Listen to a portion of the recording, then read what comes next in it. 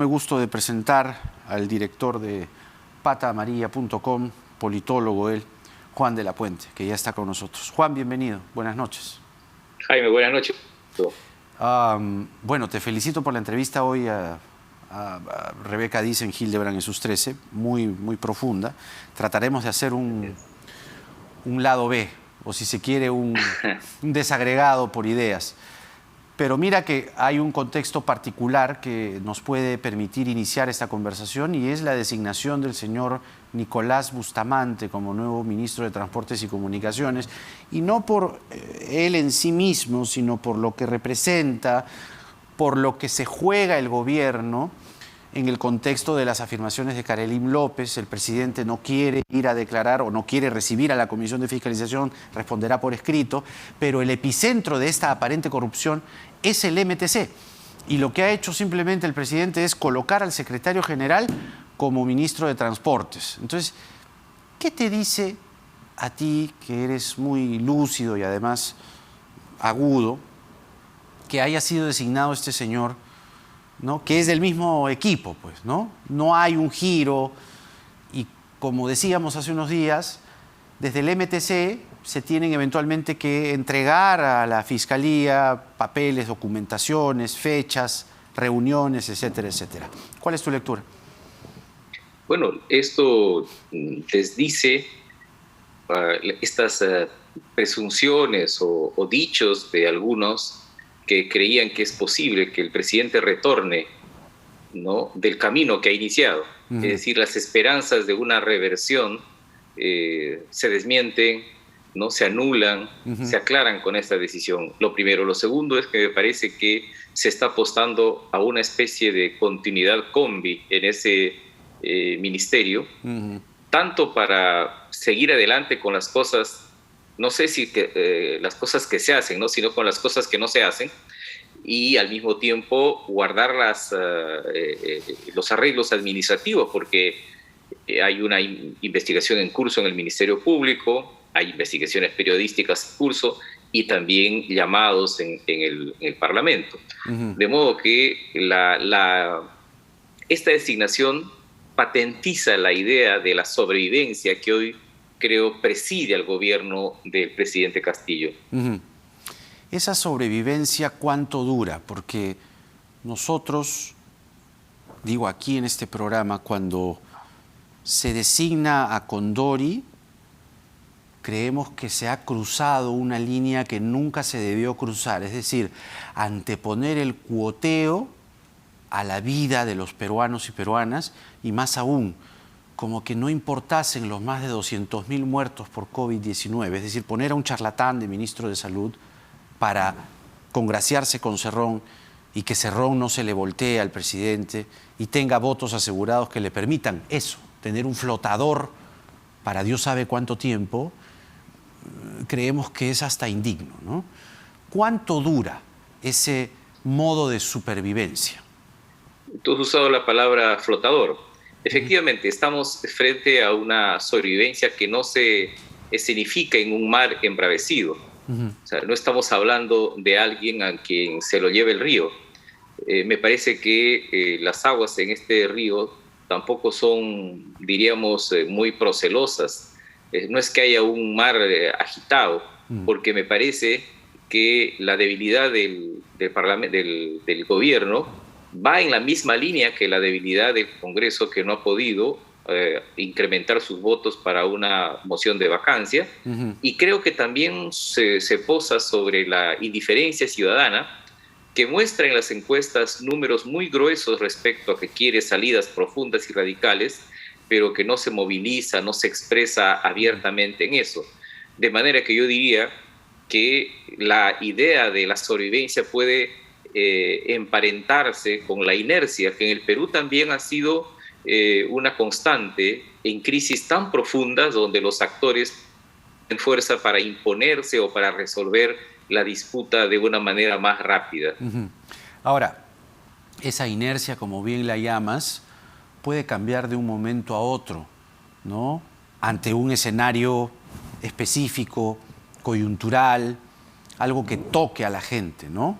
Mientras tanto, bien dices, la apatía puede, digamos, hacer que esto continúe, pero a la vez hay un desgaste. Ese desgaste de, como bien dices en Hildebrand hoy, de la institución de la presidencia de la República que no vale un centavo, ¿cuánto puede durar? Es decir, ese desgaste es en sí mismo una suerte de deterioro y hasta de sombra del propio señor Castillo que ejerce la presidencia, ¿no crees?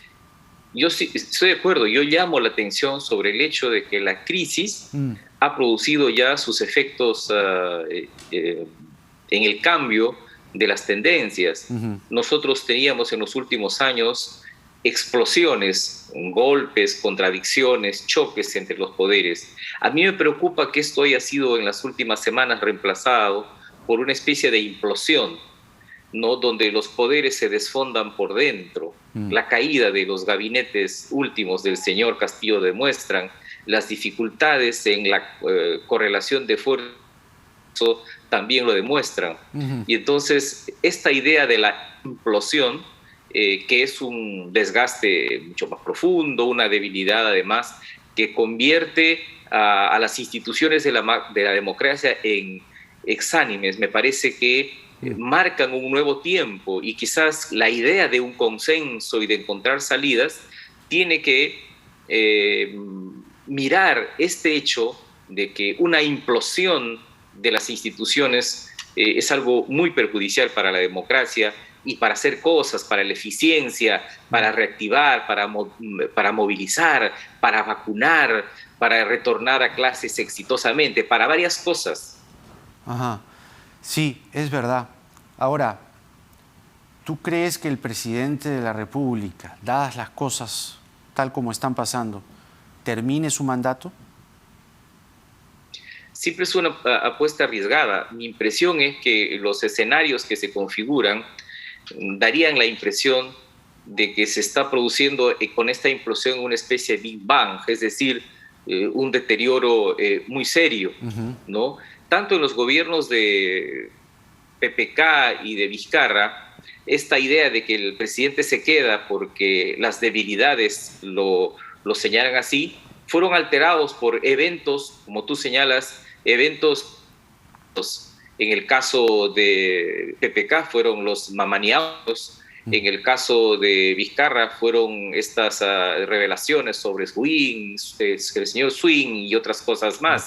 Entonces, sí, y entonces tengo la sensación que no es bueno tener una presidencia que pende de un hilo. Yo creo que necesitamos una presidencia fuerte. Y desde ese punto de vista, yo creo que la tendencia es hacia encontrar una salida que permita recuperar, fortalecer la gobernabilidad sobre la base de tener una presidencia con un mejor desempeño. Solo que me parece que los actores políticos no están todavía preparados, no solo para las salidas, sino para negociar las salidas, ¿no? Que me parece que es un poco más complejo de las cosas que hoy día se ponen en el papel. Ahora, tal como va el rumbo, ¿no? Todo podría indicar que el presidente va o entra a una suerte de desgaste, ¿no? Desgaste diario, continuo, distanciamiento de la gente, declaraciones como las de Karelyn López que lo colocan ensombrecido y además manchado de acusaciones que tendrán evidentemente que convalidarse y refrendarse en una investigación fiscal seria. Así las cosas, lo que tendría que suceder si es que el presidente no da para más es una sucesión. Y la sucesión, en esa hipótesis o en esa línea, recaería en la señora Dina Boluarte. ¿Tú crees que la señora Dina Boluarte asumiría ese reto en el escenario que te estoy planteando? ¿Está ella, digamos, estaría ella en la capacidad de poder completar el quinquenio? ¿Habría consenso con la oposición? ¿Cuál es su lectura, haciendo una suerte de ensayo de futurología? Una posibilidad de una presidencia vía una asociación constitucional como la que señalas dependería de posiciones, de decisiones que adopten dos bancadas en el Parlamento, Alianza para el Progreso y Acción Popular. Sobre esa base se construiría una especie de mayoría numérica y política que le dé sustento a esa presidencia. Por ahora lo que tenemos es una coalición política que el presidente ha armado en el Parlamento, que es la que da paso al gabinete Torres, con la idea de poder conseguir entre 48 y 50 votos para permitir la confianza. Tenemos 35 de Perú Libre, tenemos Perú Democrático, Somos Perú, algunos votos más por allí. Tenemos parlamentarios provincianos de Acción Popular, según todos los datos. Existe un número suficiente que hacen 50 votos. En un momento determinado esta coalición desmoronarse. Si es que de ahí sale Perú Democrático, que es una bancada pragmática, y si sale Somos Perú, mi impresión es que podría darse un espacio de esta magnitud.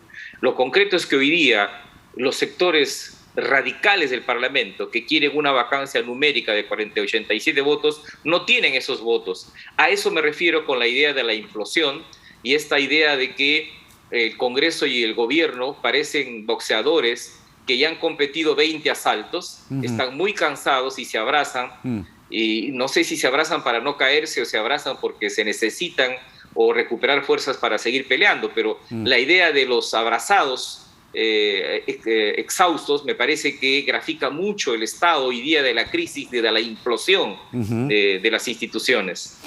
Exactamente, creo que es una descripción brillante la que haces, porque, claro, el abrazo en una lectura epidérmica, ¿no?, o rápida, daría la impresión pues, que hubiese existido un acuerdo, ¿no?, o algo así.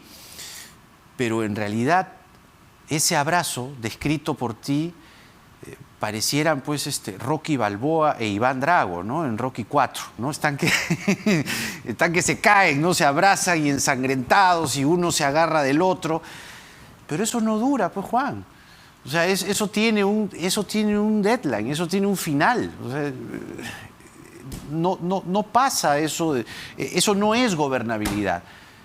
Si no es gobernabilidad y no es, vamos a decirlo, no es un estado de cosas natural lo que ocurre, ¿cómo definirías el momento actual?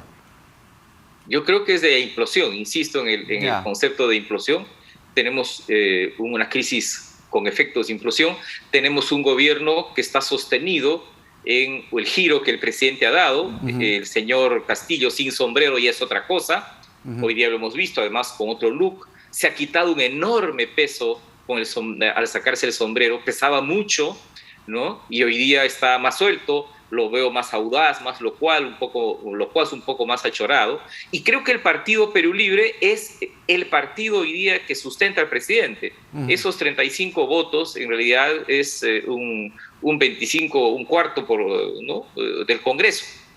Y alrededor de eso se construye una especie de defensa épica, pero creo que es una defensa épica que está cuarteada, porque no existe una defensa por los principios del gobierno, es una defensa porque la ultraderecha quiere vacar al presidente, pero ese es un discurso que en la práctica va erosionando mucho, ¿no? Claro, y fue la ultraderecha, ¿no?, la que le quitó el sombrero, la ultraderecha brasilera, para ser exacto, ¿no? Bolsonaro es el que le quita el sombrero, no se lo quitó él, se lo quita Bolsonaro cuando va a verlo al Brasil y curiosamente a partir de ahí empezó a dejar el sombrero.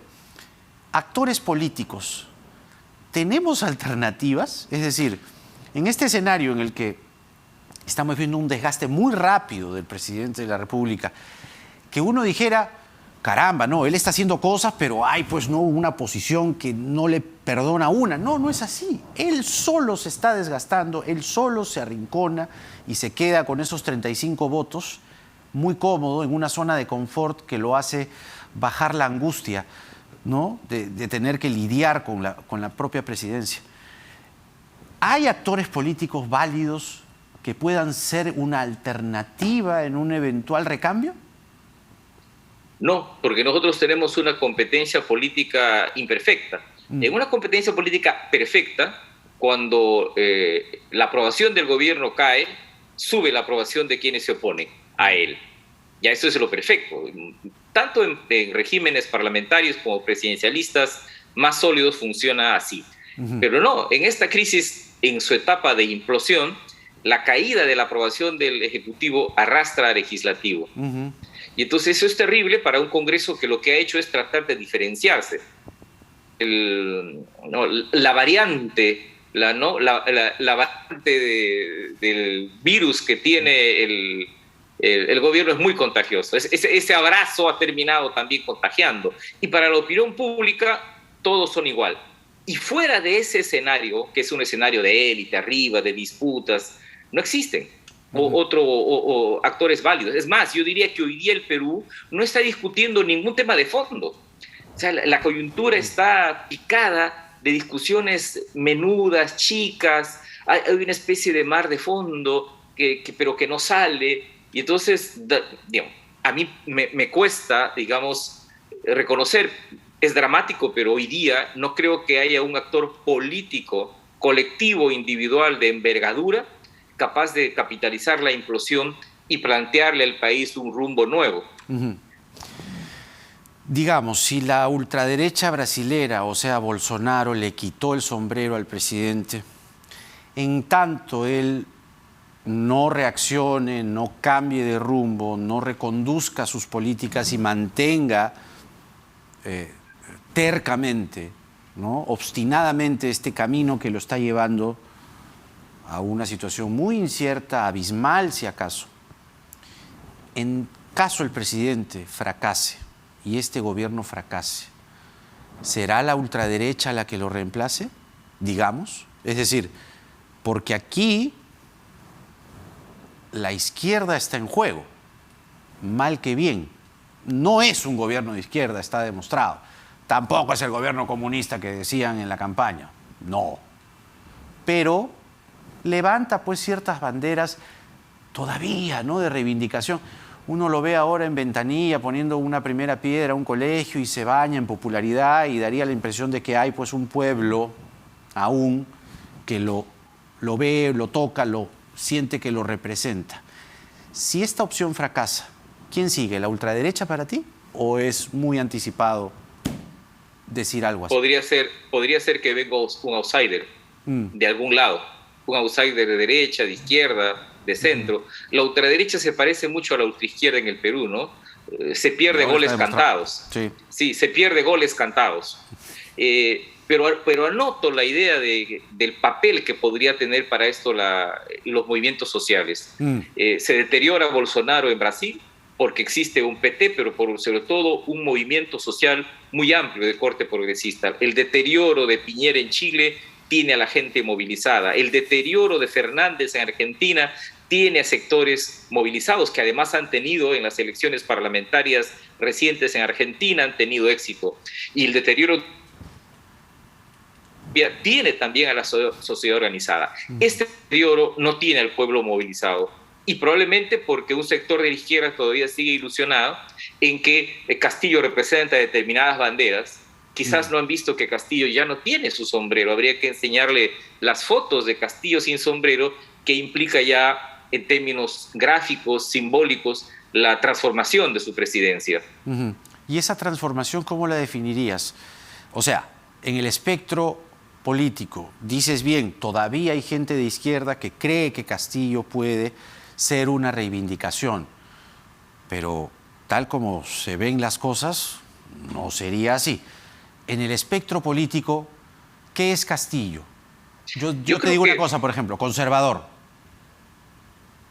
En lo social, desde el gabinete Valer ya es un gobierno conservador, y en términos políticos es un gobierno que está entre el centro y centro-derecha. Yo diría que él ha tenido una especie de moderación desordenada o moderación combi, igual, ¿no? O sea, digamos, el sentido combi de las decisiones, el sentido combi que conocemos los peruanos, ¿no?, como informal, irregular, con atajos, sin respeto a las reglas, saltándose la legalidad. Eso es lo que hoy día preside, digamos, la performance del gobierno.